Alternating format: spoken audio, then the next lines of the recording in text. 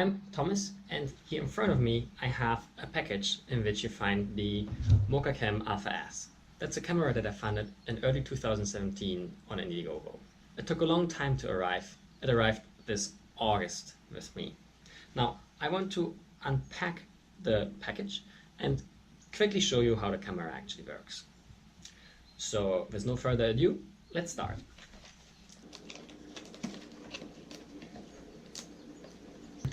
You open the parcel, and inside at first you see two papers. First is a thank you note to backers, the second one is a manual. Now then inside the parcel you have three compartments. This one is a travel case with a zipper. I'm going to open it in a second. Here you have the actual camera, and then there's a third, a small cardboard box. Let's start with this one.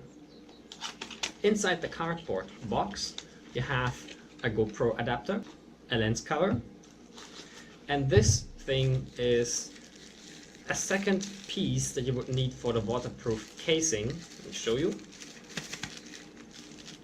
Doesn't want to come out. It will come out.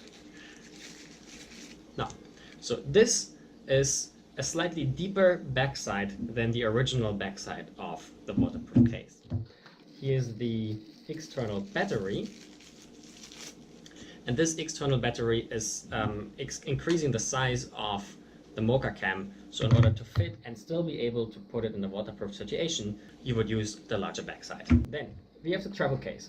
Inside the travel case, there's a Bluetooth remote that you can use to activate and stop recordings from not holding the camera. And then there is the external screen of the Mokacam, which is one of the key features. I'm going to show you how this works in a second. Finally, there's a charging cable. The waterproof case of the Mokacam, in which it is delivered, you open with a small slider here on the side. I find it's a bit finicky at first, but you know, in the end, it keeps it secure, and that's great. So you open this, it doesn't come out so easy, so I have to give it some sort of a few more of these little treatments. Yeah. Okay, so finally it's out. There's a lens. On the top there are two LEDs and the start button. On the left side there's the mode button, a signal if the Wi-Fi is activated. And then there's a silicone cover under which you find the power port and the SD card. It's a micro SD card. On the right hand side of the camera there's another cover under which you find the port for the external screen and an HDMI connector. At the bottom there's simply a tripod adapter, and at the back you see this is a big magnet to which you will attach the extra battery.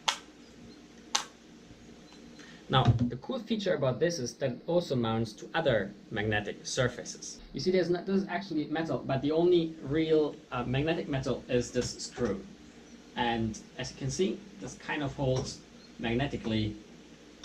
I find the silicone cover for the SD card to be a little bit difficult to open, so I'm going to use a small knife.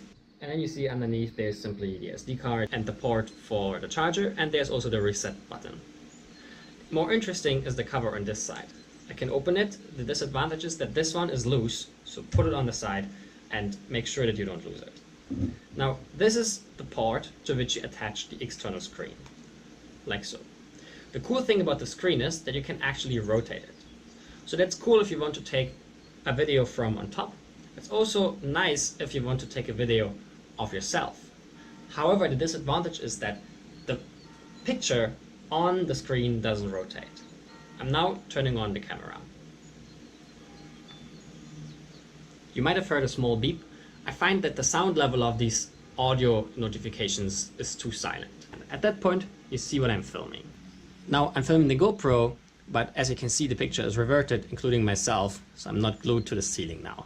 One cool thing is that you can attach and detach the screen while the camera is active. So that's nice. I have the mode button. If I press it once, you will see that the mode changes from video to photo. If I press it again, it would switch back to video. If I keep this button pressed, you see that now the indicator of the Wi-Fi connection starts blinking.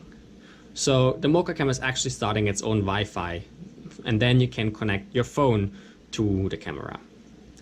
Another long press and you want to turn the Wi-Fi off again. So if you attach the screen and you do the same thing, a long press on the Wi-Fi button, you will see that a symbol appears here that shows that Wi-Fi is being built up. As soon as Wi-Fi is ready, this symbol will turn green. There's a battery indicator and it's kind of lowish. That's kind of worrying to me because I charged the camera yesterday evening for a very long time.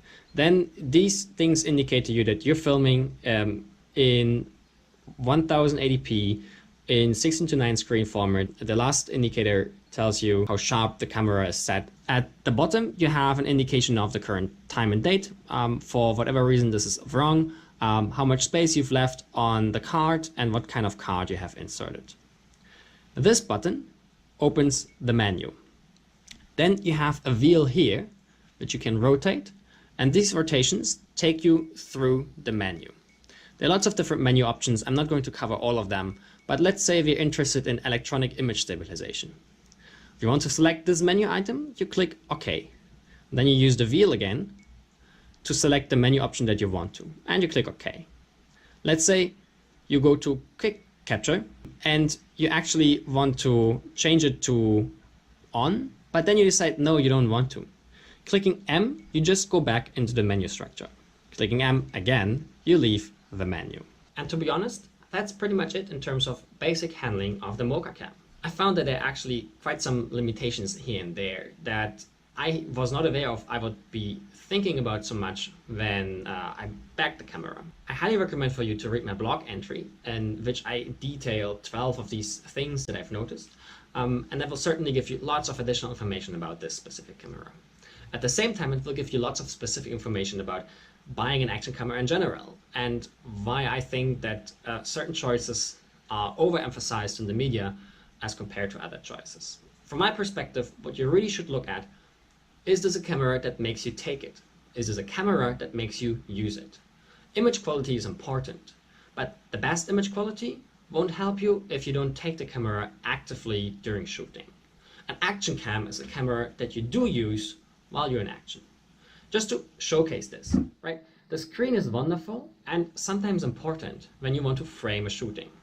But once you have the screen attached, I can't put the Mokacam in its casing. So that doesn't really help. Another thing is, let's say I take this off. Of course, I can put this in the casing.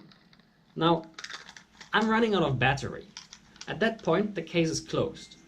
In order to continue, I would need to take the extra battery, then also replace the backside with the larger backside and close it again. At that point, a lot of time passes by and the action shoot that I wanted to take has gone. If you're in a group, your friends might be thinking like, oh, can't we please continue? So you feel like rather than making your group stop, you hesitate to take that actual shot. Just if you consider this is a waterproof camera together with the case. If you put this next to a GoPro, while it is in the case, you actually don't save that much space. So is size really that important in buying an action camera? What matters to me, what really matters to me, is usability. And I think by no means the Alpha S is a bad camera. I just think that there are other cameras out there who might be better in terms of usability. Judgment is up to you. If you're interested, they're now shipping and they're still selling the camera. However, you should be ready to wait for a long time. I've waited more than a year for my camera to arrive. And with that, enjoy the content on my blog. Also, enjoy the content on my YouTube channel. There's some interesting videos on how I crossed the Alps with 5 of my friends this summer and 4 of my friends last summer. Check it out and then return for more content on my actual blog. Goodbye.